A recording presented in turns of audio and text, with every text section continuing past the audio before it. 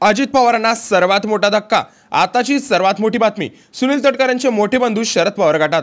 अजित पवारांनी बंड केल्यानंतर राष्ट्रवादी काँग्रेस पक्ष आणि चिन्ह मागितलं। विधानसभा अध्यक्ष राहुल नार्वेकर यांनी मूळ पक्ष अजित पवार गट असल्याचा निर्णय देताना ते दिलं। या निर्णयाविरोधात शरद पवार गटाने सर्वोच्च न्यायालयात याचिका दाखल केली आहे।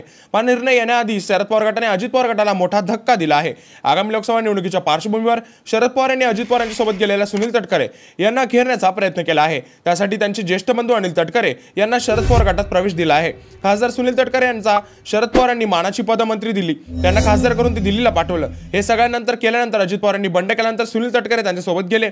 एवढंच नाही तर ते आता वारंवार शरद पवार गटावर आरोप करताना दिसत आहे। या सर्व गोष्टींचा वचपा काढण्यासाठी आगामी लोकसभा निवडणुकीच्या पार्श्वभूमीवर शरद पवार यांनी सुनील तटकरे यांच्या विरोधात खेळी खेळली आहे। सुनील तटकरे आणि त्यांचे मोठे बंधू अनिल तटकरे यांच्यात गेल्या काही वर्षांपासून वाद सुरू आहेत।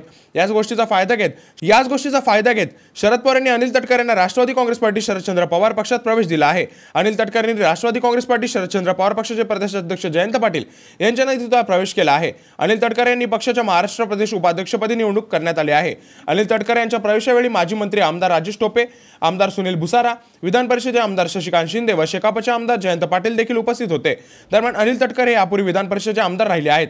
याबद्दल तुमचे मत आम्हाला कळवून द्या। नक्की सांगा, आगामी काळामध्ये अनिल तटकरे हे सुनील तटकरेंना धक्का देणार का? याबद्दल तुमचे मत आम्हाला कळवून द्या। नक्की सांगा, तुमचा सपोर्ट शरद पवार की अजित पवार याबद्दल देखील कमेंट करून नक्की सांगा। आणि अशाच व्हिडिओ बघण्यासाठी आपल्या चॅनलला सबस्क्राइब करायला विसरू नका।